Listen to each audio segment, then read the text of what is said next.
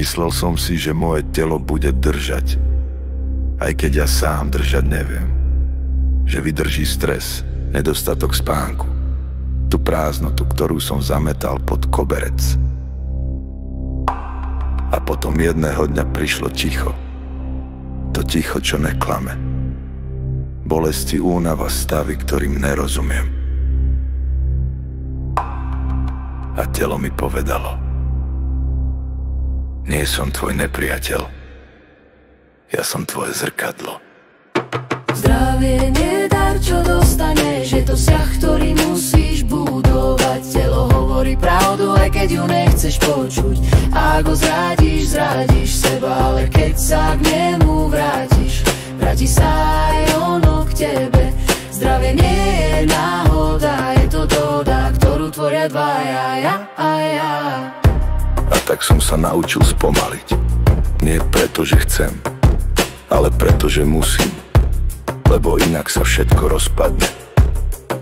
Začal som počúvať, kedy dýchať, kedy jesť, kedy spať, kedy prestať tlačiť na stenu, ktorá sa nepohne. A zrazu som videl, že zdravie nie je o tom, čo mám jesť, ale o tom, čo mu dovolím rásť v mojej hlave. Zdravie nie je tá zara, čo dostaneš, je to vzťah, ktorý musíš budovať. Telo hovorí pravdu, aj keď ju nechceš počuť. A ak ho zradíš, zradíš seba, ale keď sa k nemu vrátiš, vráti sa aj ono k tebe. Zdravie nie je boj, je to dialóg, čo sa učím každý deň. Zmajstrovať zdravie neznamená byť dokonalý. Znamená to poznať svoje limity a vedieť, kedy je sila ísť a kedy je sila zastaviť sa. Znamená to pýtať sa, čo mi chce telo povedať. Nie, ako to umlčím. Znamená to vrátiť sa domov, do seba, do rytmu, do pravdy, ktorú sme roky presluchovali. A keď toto pochopíš, zdravie sa stane kompasom, nie problémom.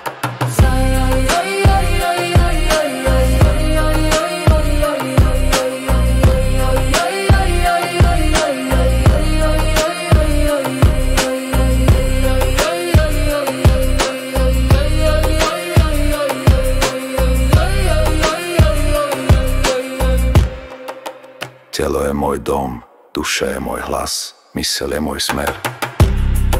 A keď sa tieto tri spoja, neexistuje choroba silnejšia ako moje uvedomenie. Zdravie je dohoda, ktorú rešpektujem každý deň.